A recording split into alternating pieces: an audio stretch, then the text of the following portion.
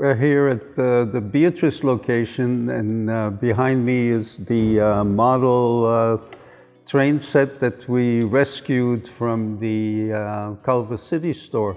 It was about 400 square feet, about 20 by 20. It was an epic undertaking. We had to slice up the model into about 4 sections to be able to get it out of the store.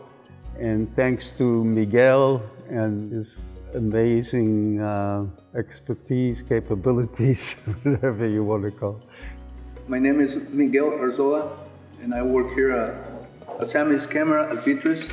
So Samy asked me if I could move the train from the store, and it was a pretty big set, you know. So I kind of visualized, how it can be moved through a 67-inch door. And I told him, I says, the only way we can pull it out of here is we have to cut it. And he says, go ahead. So I have to use a handsaw because everything has to cut straight. You know, knowing Samy for 35 years, and he likes to do stuff. So one of these days it might be back together. So we pull it out of the store, we bring it to Beatrice. So he decided to put it right here, and we did it. We put it back together in 12 days and make it run. I never seen that setup run before. I didn't know how it works, how things. So I had to figure out, and we had it running. He kind of lived under the train for a few days, under the model, to figure out the wiring and redo the wiring. Yeah, there was a lot of wiring underneath the setup, and so I had to put it 100% plus to do the job for him, and here it is. And that's what he wanted. That's what he has. Thank you, Miguel. His train back. For a while, I wasn't sure if he could reconstruct it to the way it was, but it came out, I think, terrific, and it's really a beautiful, beautiful model train set. We had the help of Patrick and Michael, which are 2 Venice artists, to do the background that you see.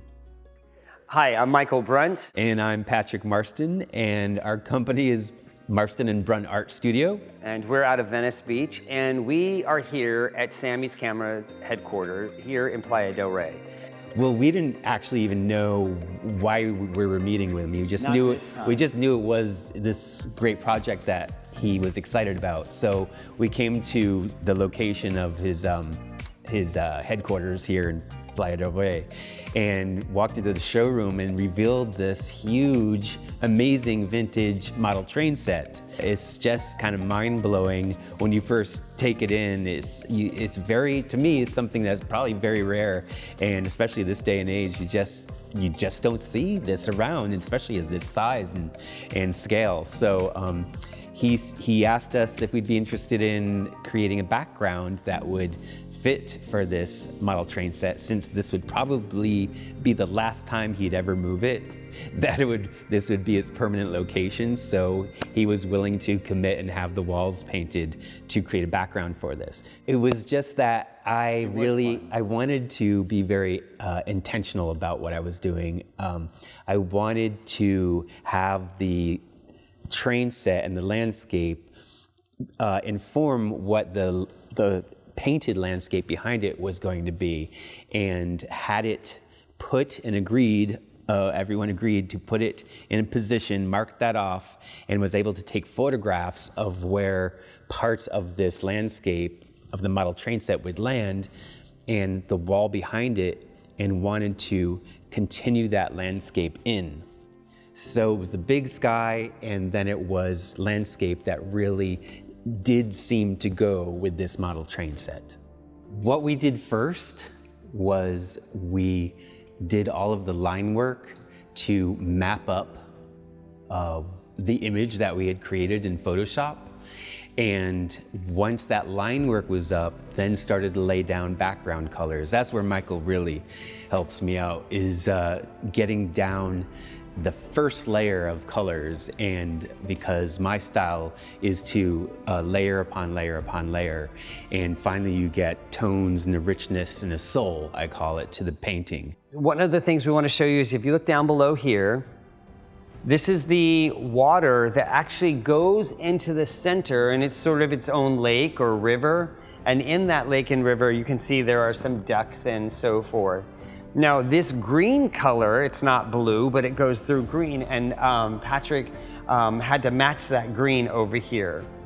But there was nowhere the water was coming from. So he created the illusion by looking at the water coming out of it. And these are the mountains that are in Yosemite, so that's going to be exciting. Right, so one marker, river, the other marker, the church.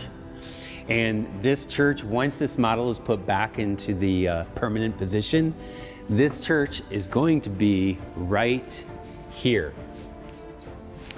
And it was really important for everyone to agree on this final position, because I wanted to be really intentional and create the same kind of landscape that was building up on the train set and have it continue. So this church was the marker for that. And then as you can see over here, where Michael's standing, that's that first marker of the river. And in through the forest, you see the source of the river, which is the waterfall here. And it's gonna be a really nice jewel that I think will catch the eye through the bridge of the train set. This was fun to create the Hollywood Hills, and as you're looking up from Beechwood Canyon, and that this is the background for the Wild West movie set that they're shooting over here. I really wanted to push the idea of color because this landscape itself, the train set, the train model, is very gray. It has a lot of terrain that is lots of different tones like a of dusty idea. Yeah. And but the trains were very colorful, and which really made sense to me because the train set would pop off of all that gray landscape.